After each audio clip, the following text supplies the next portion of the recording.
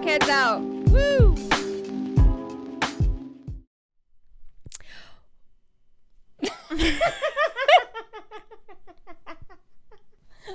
Okay.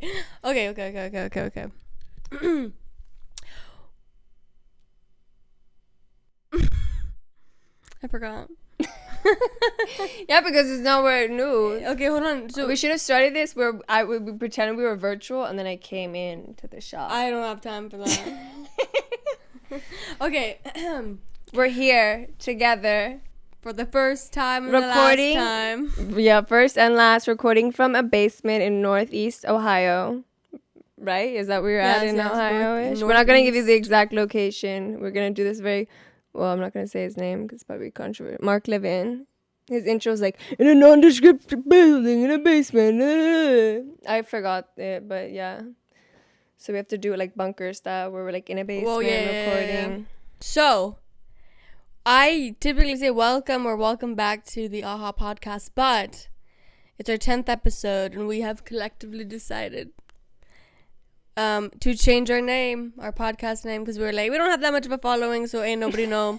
No one's gonna be like, oh no, you can't do that. No, I feel like we can do it now, but if we wanted to change it later on, I would. Maybe we'll change it again. Who knows? We'll see. Maybe we will.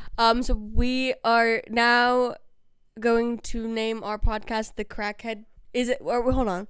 Is it gonna be the Crackhead Conversation or just Crackhead Conversations? I think Crackhead Conversations. Just Crackhead, because that doesn't work. Just Crackhead Conversations, because if you've been following us, you're probably like, that name actually makes sense. Makes more sense than AHA. What the fuck? Well, AHA because of our initials. There was reasoning behind the podcast, but name before. But It was not the initials. Bitch, the initials? First names. Anastasia A. Hannah H. I understand. But you said initials, so I was in my brain like, oh, our first and last name. I said, girl, ain't no way. I was like, what are you talking about? But no, that makes sense. And this is why it's Crackhead now. Welcome to the Crackhead. Welcome to Crackhead Conversations. I'm your host, Anastasia. And I'm your other host, Hannah. And as you can see, we are not divided by a little thingy anymore. And we're not in two separate locations. We're in one location. A basement in Ohio. Yes. Bro, I'm just... Also, now I feel like I have to... This is unhinged. But hold on. Now I feel like I have to sit like this and look at you when I'm talking. But I can't. I'm never going to look at you doing this. So, yeah, we have renamed ourselves. And I think it fits us a lot more now that we've gotten a feel for what our conversations are, which I feel like we knew from the beginning, but it's fine. We decided collectively to change it now. So, yeah, formerly known as the AHA podcast, it is now Crackhead Conversations. And for today's episode, our 10th episode, we are going to be talking about bottoms. We watched it the other night. What the fuck day is it? What, Tuesday?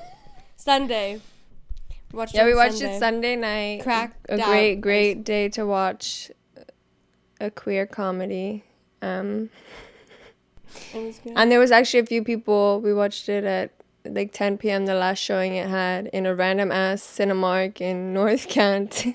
In North Canton, you're like, what the? No, yeah, I'm glad because the success was happening because it came out in select cities Thursday, and then it got more. And I was trying to find it because it was like, it's coming out this day. And then you're like, well, not in my city. And then because of the success, they've been able to add because, like, looking last week, there wasn't as many movie theaters until, like, 2 days ago, like, that were added that were showing this movie. So that was happy to see that, like, okay, more movie theaters. There's a troll in the dungeon. But, yeah, so being able to see more theaters pick it up because like you kept thinking, I will have to say they had really good promotion of this movie Bottoms. I keep seeing so many ads, like almost like Barbie level type of promotion, so I was actually like kind of surprised that it wasn't playing in as many theaters of seeing so much promotion for it that I'm like, I know I want to see Bottoms, and then you're like, but what the fuck? Like, I can't find it. And, like, only one theater close to me is playing it. Like, I mean, here in fucking Ohio, there was not many. No, and then there's like 2 theaters. I was like, really? 30-minute drive? Okay, it's worth it to support female directors. Absolutely. But, yeah, this is the second movie from Emma Seligman. I really like Emma Seligman. I watched her feature directorial debut. She's also a writer-director. So she co-wrote Bottoms with Rachel Sennett, who her and Rachel Sennett teamed up in her debut, which was Shiva Baby, which I really loved, and I claim my Jewish heritage. So it was really nice because it is very like big on like there's Judaism. It's very like somebody has just passed away. Mm-hmm. So she's really good because Emma Seligman, she's young, like, and the approach that she has, and she's taking that approach of, hey, like, the reason she made Bottoms is she's like, I wanted to make a queer comedy, right, like, about queer people that was just, like, fun, that wasn't, like, traumatic or, like, too cutesy, but that was, like, how actual teenagers acted, you know, when she was in high school. So it's nice that she's taking this approach, and it feels very refreshing, and it's nice to get like her younger perspective, and it's nice to see her getting so much success because the reviews have been really good, because last time I checked, like 99% on Rotten Tomatoes, which is pretty good for this. And I have to say, with the promotion, they very much were like the horniest, bloodiest, like you knew exactly what to expect going to the movie theater with the promo, so you weren't like, wait, what? Yeah, so I think they're like, no, this is what it is, so don't be going here expecting something else. So it was nice that, like, sometimes the movie, sometimes you're like, the promotion, you're like, wait, they lied to me. What the fuck is this movie? And this didn't. They're like, this is what it is, bitch. Don't try to, like, and they show you enough too, like, you, like, the jokes that you're like, okay, this is kind of the vibe of the movie. Yeah. Are you gonna say anything else? Which I don't want to keep talking. You did see the movie. Yeah. I agree. And I did see the movie. But no, I thoroughly enjoyed it. I like kept away from trying to like know 100% of what the movie was about. Yeah, I didn't want to watch too many clips because I like to, like, the jokes are fresh when I watch them and stuff. Yeah. So I all I had seen was just like the initial trailer that dropped, and I was like, this looks like fun. I just want to go and see, not a dumb movie, I'm not calling the movie dumb, but like a movie where it's like not, I don't even know how the fuck to describe it, but like just like a funny movie that like really has no actual like plot, essentially, that it's not like, oh, we're gonna talk about XYZ. It was more so like, well, it did have a plot of like them wanting to like make the Fight Club. No, there is a plot. I'm not explaining this. Well. No, but it's very campy, and it's very like so it's a high school, like, in a sense, a coming of age story, but it's very campy, like the high school, like the football players wear their football uniforms the whole time. God, the fact that they're like the top tier, which they make fun, because in a lot of movies and even in real high schools, like, oh, the football team is our pride and joy, like this is what we represent here. So they make fun of it, and they even like have like the principal being like, you commit a crime against a football player, you're gonna be suspended, or, you know, or like, can the untalented ugly gays, like the principal saying that. So I like that it was like, okay, you're not going to be like, that's not real, because everything is not real. Because you really have to take that out of your brain of being like, because, yeah, some of the stuff that happens, you're like, not in a real First high of all, school. No. You're like, that bitch would be dress coded. Yeah, half of the uniforms, you're like, you could not wear that in an actual high school. Your shoulders are showing. Very few now even let people, because I went to a few schools that sometimes would be like, oh, you have like free uniform, but sometimes it's just like you have to wear polo, and maybe you have like freedom of like pants or jeans. But yeah, so I like that they just own like, this is a crazy thing, because Rachel Sennett, she said that when they brought up the idea, which they worked on this for like 5 years of writing it and like discussing what they want to show. They just had a bunch of different ideas and then seeing like, how could we fit this scene in here and whatnot. But Rachel Sennett said she originally just wanted it to be like just funny and absolutely ridiculous and just have a good time. And then Emma was saying when they were writing it, like, then there was a good message in it, that they weren't initially trying to be like, oh, I want to be teaching a beautiful lesson with it. I just want to be in a ridiculous movie. And sometimes, yeah. Sometimes you just need that. And sometimes you're like, I don't want a lot of brain capacity to enjoy this movie. Whereas in some movies, you have to pay attention, like, every fucking second of the movie. And you have to really be attentive and be like, oh my, like, what the fuck is going on? No, but with this one, it was just so fun. And you were like, it was also like you were free to laugh in the and be like, what there was some moments that it was like, because there was a good amount of other people. I would say maybe like 7 other people in the movie theater with us, and it was funny. There was like these 3 like young adult men, and they're walking, and I'm like, I bet you they're gonna watch Bottoms, and I was like saying it as a joke. I'm like, no, and then she's like, no, they're going to Gran Turismo, like that's, and then they were sitting right next to us. So they were seeing, so I like to see that. I was like, okay, yeah, great. Like, and I think with all the promo, people were like excited to see it. And it's a very good, fun time. It's only an hour and 32 minutes. Which, thank God, let's please bring back an hour and 30-minute long movies. Jesus, we don't need 2.5. We don't need 3-hour movies. Let's bring back the 1.5 hours, please, please, because my attention span. And also, like, and it was enough, like, and it wasn't like, yeah, I need to see you guys graduate or anything like that. It was very much like, okay, so these untalented gay women are like, okay, we want to get with the hot cheerleaders. So that whole trope, like the funny different like coming of age rom-coms that they were like made fun of. They're like, okay, hey, like we want to get with these girls, and so they make like a fight club where like, oh, we were practicing to get out of like getting suspended, like, oh yeah, we were practicing for our self-defense fight club, and then, you know, and then they actually do it, and then actually the women find it empowering and be able to have a community of women, because the rival football team is like picking on like the weak and the other women, so they're like, oh my gosh, we have to make sure to protect ourselves and stuff. And then they get in it, and then the fighting too, the action was pretty well done. And then the big fight scene at the end was absolutely crazy. And then even they make fun, because now we are entering spoiler territory. When they all to whatever timestamp I will not put on the screen. I don't know. So, and then the whole rival football team gets mass murdered by them. And then they're like, I killed him, right, at the end. And then they're like, yeah, we're going to not think about that. And then they'll end it, and it's funny because it's like, yeah, we don't need a whole...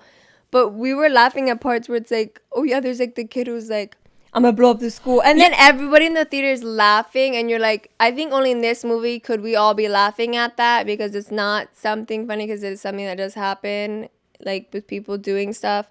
And like I've had scares at my school where somebody was So it's like, it's something, but yet you're funny because you're like, because you see the kid getting bullied, so you're like not surprised, but then him running, he's like, it's in the last round, and you're like, and he has like a notebook, and he's like, blow up the school.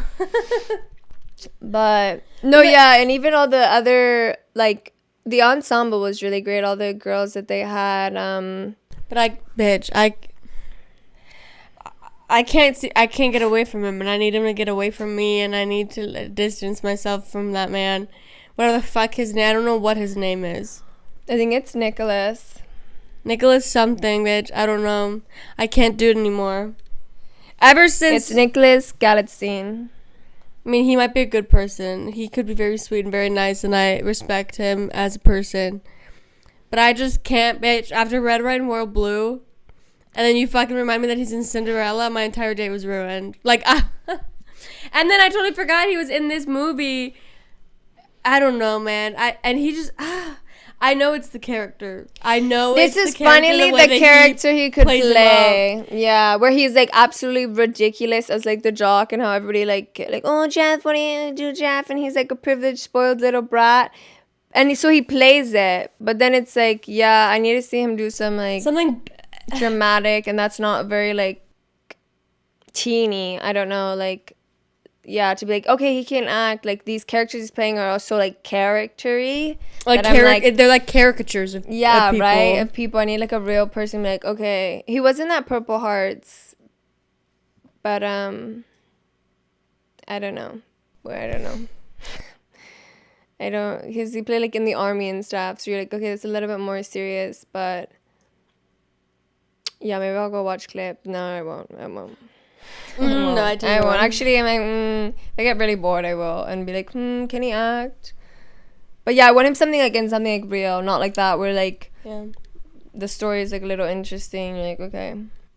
No, it was definitely a ridiculous fucking movie to go see because you're like, I have to suspend every fucking ounce of reality in my head that there is and take it out and be like, no, this is plausible in order to like enjoy it. Where you're like, I know this is not like real and it's totally ridiculous, but that's the whole point of the fucking movie is to be like over the top and ridiculous, which makes sense because they fucking, like you said, like kill the entire rival football team and blow up the car and like there's all this shit that happens that you're like, that would literally not happen in a high school at all. Like, what the fuck? But it didn't matter because you were you were able to suspend that.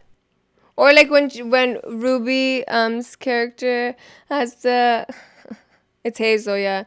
They got to fight the boxer of this school, and they're like the boy in the cage during class, and then it comes, and then he's fighting her, and then like kicking, and you're like, no, that would not happen at pep rally where the it's also like, teachers are just like, yeah, beat the shit out of. But it's literally like, is no faculty member gonna be like, yeah, hey, maybe we should stop this because they're just fighting each other, and it's maybe we should stop it. But no teacher is like. Every teacher's like like rooting for a certain well, it's funny, the one when he goes to the meeting when they get the club advisor, the one teacher, I love he was phenomenal. He's great.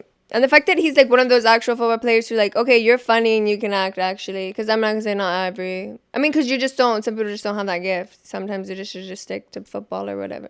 I'm just kidding. Okay. But when he gets, and then they first are just like punching each other to be like, oh, this is the fight club. And then he's like, whoa, what is this? Yeah, because they were like, oh, this is our like women period club and we're going to talk about periods and talk about what it's like to be a woman and feminism. And he's like, I'll sign off on your period club. And he gets it to start punching each other. He's like, whoa, hold on. He's like, what the fuck? No. But he did a good job. And I like, again, it just shows you that no fucking teacher was like, let me ask him further questions and see what's going on. But he was like, yeah, no, I'll sign up on it. And you're like, and they're like, but you don't have to actually show up. We just want to. You can show up whenever you want. Really there. But I really did like the final scene because I liked that like they did a whole thing where Iowa's character's like, Joe's like holding the football and it looked like a whole actual like football situation where you have the defense, you know, getting on the offense, defense. I don't do football, but we're gonna just say terms.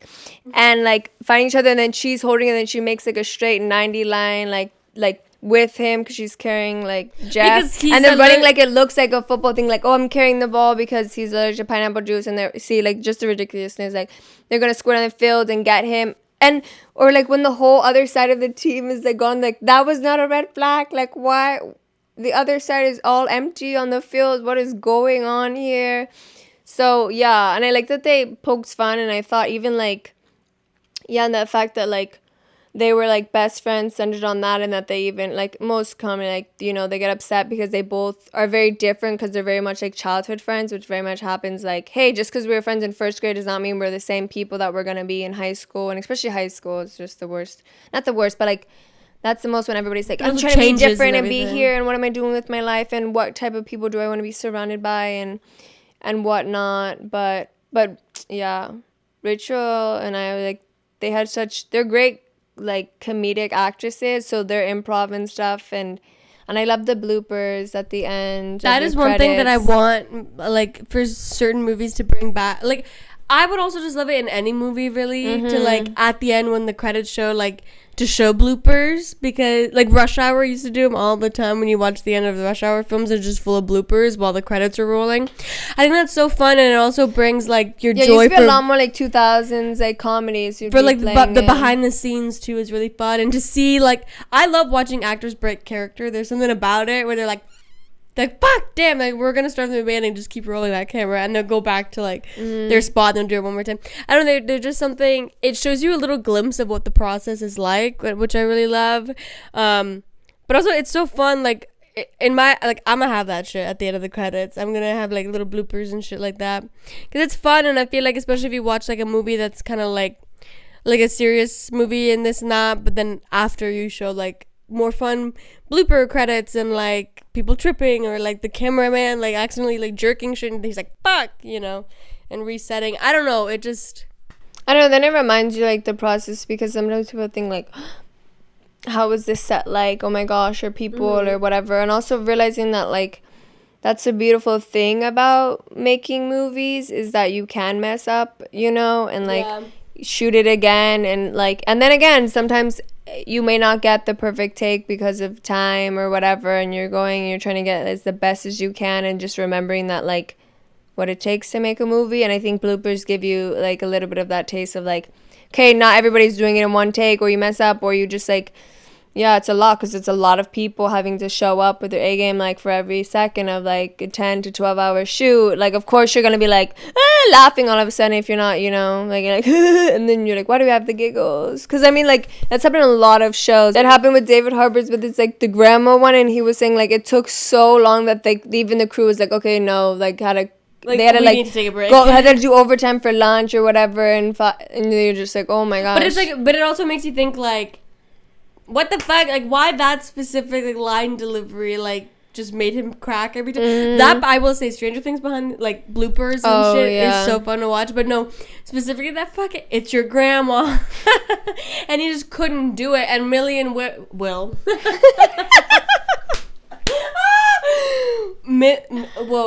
Millie and Finn are just sitting there like, bitch, get your shit together. Like, oh my god.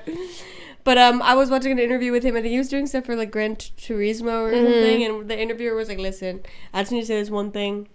And he was like, what? And he's like, it's your grandma. Was it the BBC? I think no, I love that guy. He's such a good interviewer, and he knows his shit. Good. He knows his shit. Like, that's when you're like, no, I love his stuff. That's why I always watch it, because he actually knows his things and sits down and has that good, I also really will say, like, Hot Ones. He's a great interviewer. Great questions. And even people are surprised, like, where did you find that? Like, what are you talking about? No, Pedro Pascal, when he was on there, because he had asked him a question about some, like, not conservatory that he did when he was a kid, but something that, and Pedro was like, how the fuck? He was like, how do you know about that? And I don't know, it just makes it more like, because sometimes you watch interviews. You need a break, no? Because you keep it's the same shit over and over, and you're like, bro. That you want, and that's why, no offense, those are the ones that do more successful and have more views, like on YouTube and stuff, is because it's a different setting for it, and that people are like, yeah, what would it be like if I. Because it's one thing, okay, I'm here just for them to eat spicy fucking wings, right? To watch celebrities be like fucking freaking out because their shit's like, it's fine in my mouth, where's the milk, what do I need to do? But then it's another thing, like, they're actually asking good ass questions, so then and then that makes it harder too, because then you're trying to talk and then you're like but it's a great time. I would definitely recommend. Obviously it's not for everyone, but if you watch the trailer, you will know. If you don't like it, then don't watch it. But if you watch the trailer and you're like, no, okay, then it's not for you. Don't watch the movie, even though I would love for you to support them, so they absolutely. But yeah, I would just be like, watch the trailer and then you'll know, okay, this movie is for me or not. I definitely don't think my mom would go watch the movie, but it's a good time. It's, I don't know. My parents, no. No. You know. But if you're young, you should go watch it. Yeah. Absolutely. For sure. It's a fun, good time. And it's just a reminder that, like, sometimes to make movies, you can be absolutely ridiculous and they'll sign off on it and people will watch it and laugh and enjoy it. And I think in the recent, like, with Everything Everywhere All at Once, that sometimes you're like, do I go so specific? Do I go so... I'm going to say weird, but I don't think weird is a bad thing. I think weird is, like, fine. Like, I don't think it's, like, a derogatory term. Like, you're weird. Like, I'm like, people say that. I'm like, good, I like that. But, like, that you can be weird. Because sometimes feel like you're like, do I need to be obliging to it? And sometimes you're like, well, no, let me make something that I love and put my thing in it. And then people will appreciate it and go for it. And so... with this, it's one of those movies where it's like, nope, we did what we wanted exactly. And even their costuming and like wardrobe and some like the little things that they did too, and the blocking and stuff was very impressive as well. That was like, oh, I like those little touches. Like I liked in the friendships when they were matching with colors and they weren't, and that kind of even like reflected in how they were dealing in their own like relationship and stuff. And yeah, and even them walking in the halls when they start becoming like popular and people talking about them and the little stuff. So you could definitely watch it again and find probably little more things, like and the friendship necklaces, little like things that you didn't notice before, which I always enjoy when you watch a film and you're like, wow. But yeah, I would definitely watch this like movie again, whether I watch it in the theaters with more people or go and definitely watch it when it comes out like on streaming or something. Sounds like I would. No, yeah, it's a good time, and it is very much. It does bring that joy into, because sometimes I get in this slump of like, the movies I watch and the movies I want to make need to mean something, and they need to change, and you're like, okay, but you can literally relax and like have fun with something. But like, you don't like, I'm not like, it's great to have movies that bring conversation, that, you know, teach people things and all of that nice jazz. But like, sometimes it is refreshing to watch a movie where you can just watch the movie and enjoy it because of how fucking ridiculous and insane it is, because it's endlessly entertaining, because you're like, well, this shit wouldn't happen in the real world, but like, it's happening in this on the screen, so like, it's real. It's like, you're like delusional. You're like, well, yeah, that's, or it's like, bitch, like when what the fuck is her name when she like confronts Jeff, and I'm like, bitch, she would have beat his ass, bitch. Oh, have the girlfriend? Yeah. Played by Havana, or like, when Hazel, this camera's gonna die. Even when Hazel was like fighting that wrestler, I was like, you better beat him up. But I was like, she's not going to, and he kicked the shit. No, but she got some punches in, and that was nice. That was equality, yeah. So the angle changed a little bit because the camera died. What are your last thoughts? I had one and it went away. Last thoughts. I think women being violent should be more acceptable. Centered. Yeah, acceptable. Yeah. No, but I will say though, we had the conversation after we watched the movie. I was like, listen, are you okay? I just get those like random shivers, and that even though it's fucking hot, it's not cold.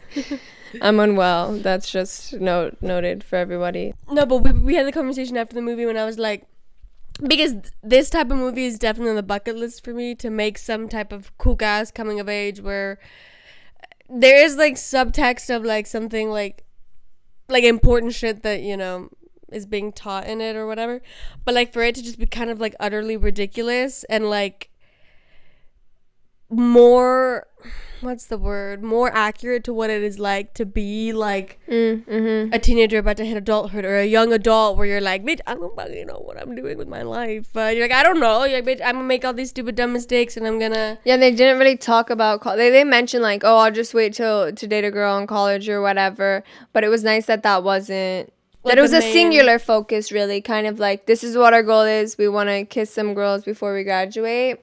And like, yeah, I have to say, this is actually a movie that was on my list, like anticipated for, very excited for this movie to come out. So like waiting for it, like, you know, it was on my list of this year of like, oh, I'm so excited to watch this, especially again with like the cast, the director, like so far I've like loved everything that they've been a part of, or liked their performances, because Rachel Sennett was in the Idol. I liked her performance in there. Did not enjoy Idol very much. But I do have to say that it is a comedy that like we were laughing out loud like throughout the whole movie, and that's again, and I'm happy again, rather than thinking about like Joyride, laughing out loud through the whole movie, and that female comedies have definitely like showed up, done a great job like this year so far, and have been enjoyable for me, because I do want to be like embarrassed that I'm laughing out loud in the movie theater because that joke was like hilarious. So, and that's what you want from a comedy, like you want to go there, and then it's nothing's better than when everybody's collectively laughing at ridiculousness on screen. Yeah, there's something about like, that's why I love going to the theaters, because regardless of if it's a comedy or a drama or whatever type of film horror, or horror, when everyone's like gasping, cheering, clapping at the same time, screaming, and you're like, wow, that's laughing. the beauty of because that's the whole thing about movies. That's where it connects you, where a bunch of strangers, right, get in a room that dims and like a big screen, and then all of a sudden, like, that's the cool part that you can connect with making movies. That, wow, I can make something that, right, like, who knew what we had in common with any of those people we watched the movie with, but we were laughing at similar. We all have got a interesting sense of humor. We all need therapy. Yeah. I think it worked too with like the action, the bloody thing, because like with comedy, it's also about like building tension and when to release that tension. And I thought that, you know, and then it worked well with that stuff, right, where it's like, you see the food fly, and then you're like, what's gonna happen? And then he writes, and then it's a release of tension. You're like, oh shit, like, you know. So there's definitely funny, and yeah, and I like the variety of the girls that they had. I thought they had a good Absolutely, representation, yep. kind of like what you see today, or like, and also that not everybody was queer. Like, yeah, where Kyger was like, yeah, no, I'm straight, but like, yeah, that was a beautiful shot that they had where it was like they're on. It's Rachel Senn's character and Kai Gerber's character, and Rachel Senn's character has a crush on Kai when they're on the Gerber's bed studying or whatever. on the bed, and then you see like the shot, like there's like two pictures by her bed, and it's like a old kind of like 1950s like man and woman like kissing type of thing, and then I pronounced this, I'm like, look how hetero this is. And it's funny because then there's two hetero pictures and there's these two girls on the bed, and then spoiler, like they kiss, and then she's like, I'm not, she's like, I'm straight. But then it was funny just the way, again, like that production design, like the little things that you could do and like make it and kind of give a taste of like and then it was kind of like, how was it not obvious? Like there's literally paintings in her room, like how did you think she was? And then she's like, well, I'm so sorry. Yeah. And then it was funny when they were like, you want to come and study? And then they're like writing stuff, and you're like, bitch, when you go to a friend's house to study, you are not really studying. Like, unless you're like, fuck, if I don't get a good grade on this test, I'm gonna fucking fail. And then that's when you really like, shut up. And like, you're like, don't even talk to me. And that's really how studying works. You're like, don't talk to me. I'm gonna go in the corner and I'm gonna study here. Like, I put my headphones on, you put your headphones on, and we're gonna collectively we meet study. at Starbucks if you want to like spice it up, but really like, don't talk to me. I actually need to get work done. So it's just, it was just funny. I thought that was pretty good on the accurate like description of like studying, where you're not really, you're just like, let's go hang out, but like, let's go study things. But then it was cute to see like Josie and why is her name blanking on me? Like then at least she, like, they got to get together, and it was a little like happy queer moment. Oh, Isabel. Bruh, of course, now it's all coming back to me. But like that we still got to see them be a couple and like them bond on things. And they got a little happy ending. I mean, my happy ending was them killing all the football team. That was fun. That was the best. But no, and them all looking bloody as shit at the end. And then they're just like, and then everybody's like, look later. I did just say, and then they did good again with like the time of the camera was like everybody's looking and like, what the fuck did we just witness? These girls just murdered, and they're all covered in blood. And then the other football player who was starting shit to like break up the fight club and expose them, because they obviously kind of lied about stuff to be like, oh yeah, we fought before and went to juvie.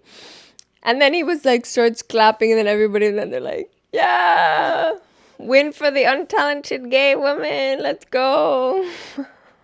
They're just really good at fighting people. That's what they learned their talents were. They could take a punch and they could throw a punch. No, those punches and the sound design I'm like, oh, and you're like, that fucking looks like it hurts like so fucking bad. Oh yeah, because we were like over here like flinching. You're like, oh yeah, especially when she does like the drop kick like at the end, Josie, and it's like, and you hear it, and you're like, yeah. But there are moments where you're like, we're like, oh, where Josie and the fuck is the other? What is Rachel's character's name? PJ.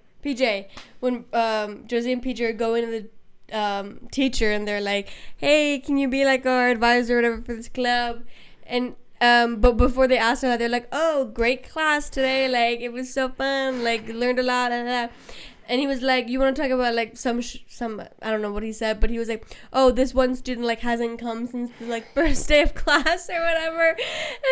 And Josie was like, he killed himself like after the first day. And he was like, oh, and then he was like, sure, he killed himself. And then they're like, but you're like, because you're like, I don't know if I can laugh at that. And you're like, they definitely went like dark humor stuff, which there's just moments. But then it made sense. But then you think about this generation type of stuff of bombing and like that, where you're like, it's so prevalent in other movies, right? Like if you think of the one with Jenna Ortega and Manny Ziegler, Fallout. That's a good movie. Yeah.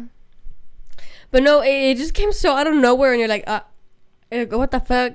So there are moments where like you're watching the movie and you're like, wait, what the fuck?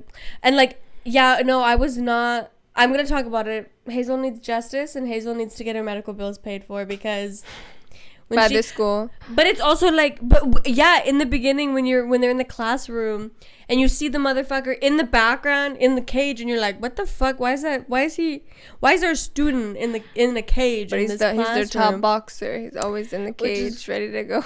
Crazy. And so when he fights Hazel, you're like, to kind of show like the one guy football player who was like, oh, he told Hazel, oh, you're gonna have to fight PJ, and she was good because she was like fighting with PJ anyways. Like they got in a verbal fight, and then they were like, okay, and then he's like, well, let's see what y'all been learning in this girls' fight club, and then to show you like, yeah, they didn't learn shit, even though they did, and she won, but yeah, but Ruby Cruz she's fun. I liked her. I really liked her in Willow and stuff, and everyone was like she was the best fighter because clearly she had a lot of training with Willow and stuff. But she's great.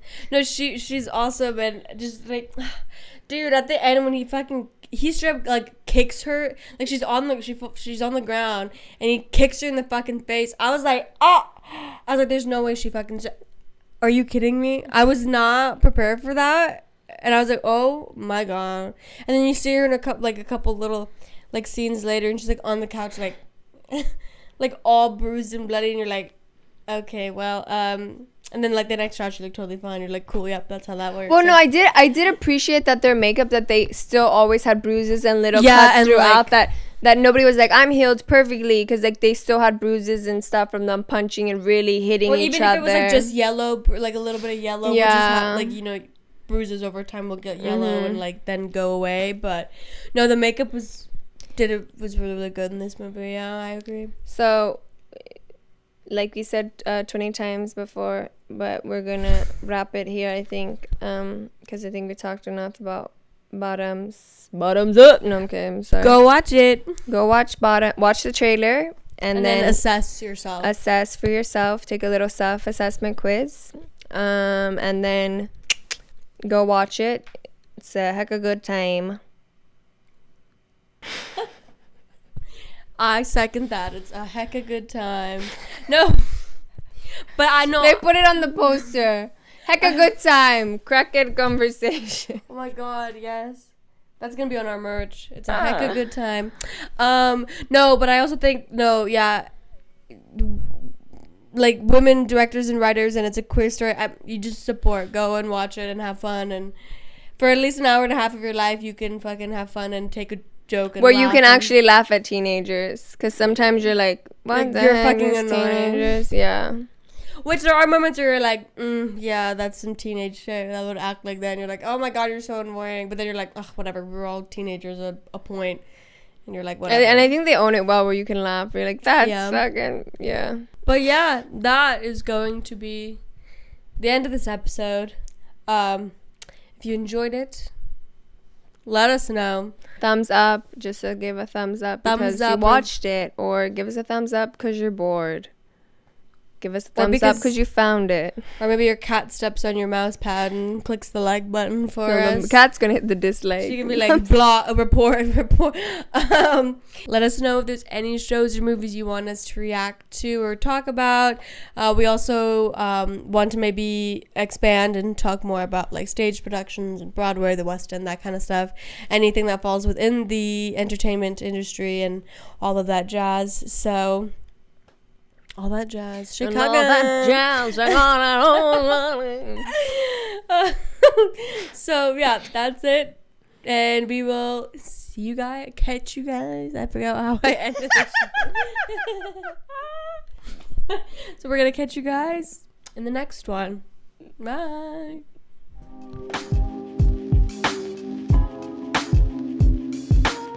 Crackheads out. Woo!